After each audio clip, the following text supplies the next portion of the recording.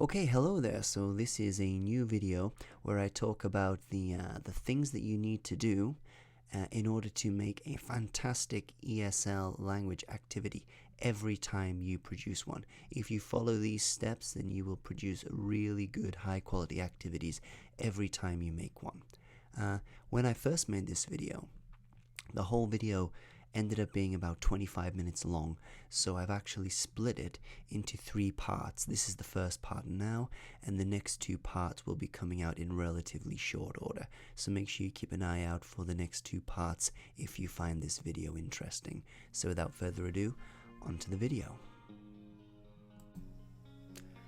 Okay, so tips for making awesome activities in your English class. Number 1, game element. So have some kind of win condition in your game and turn your activity into a game where basically you're saying to the students, hey kids, here's a game to play. Oh, and by the way, you can practice a bit of English by playing this game too.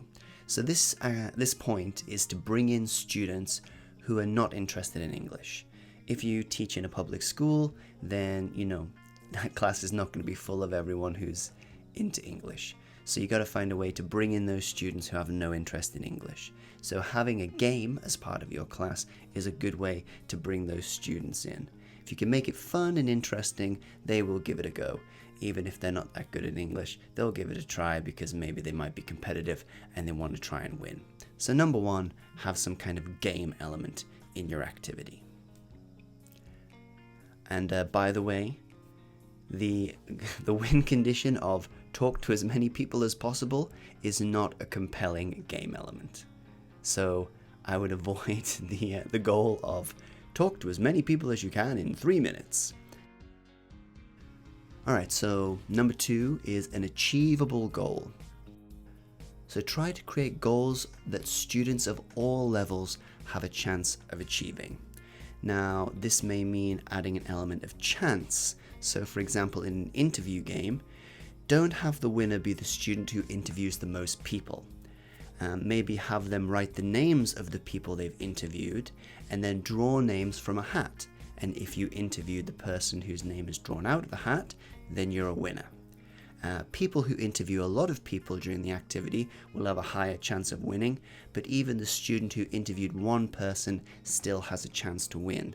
So their ability to win the game is not restricted by their English ability, and that's the important key here. We want to try to motivate the kids by giving them a chance to achieve regardless of their English level. Okay, so the next point is a comprehension element. This is a really important one. You need to include some kind of element that means the kids need to listen to each other. Checking boxes is a good way to do this. So for example, if your activity is a simple Q&A, so how are you? I'm X, I'm happy, I'm hungry, I'm sad. Give the students a little set of boxes to check. So when they ask their partner, how are you? And the partner responds with, I'm happy, they can check the happy box. Now the reason this comprehension element is important is because you need to give them a reason to listen to each other. If you don't give them a reason to listen to each other, then all that's going to happen is your students are just going to wait for their turn to speak. And they end up speaking at each other and not to each other. Alright, so the next one, which could be debatable, is focus on speaking. In my opinion, keep the reading and writing part to a minimum. Focus more on the listening and speaking aspects of the activity.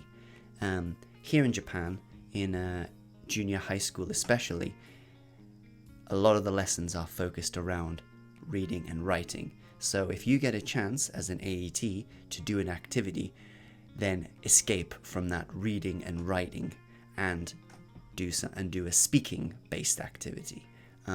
Also, speaking is a lot easier than reading and writing. Anyone can listen and repeat a sound. So if you have your activity heavily based on reading and writing, straight away you're cutting out the students who are not good at reading and writing English, and they just feel demotivated and they'll give up before they've even tried. So make sure when you do your activities, Focus heavily on the listening and speaking, and try to minimize the amount of reading and writing. If possible, have zero reading and writing.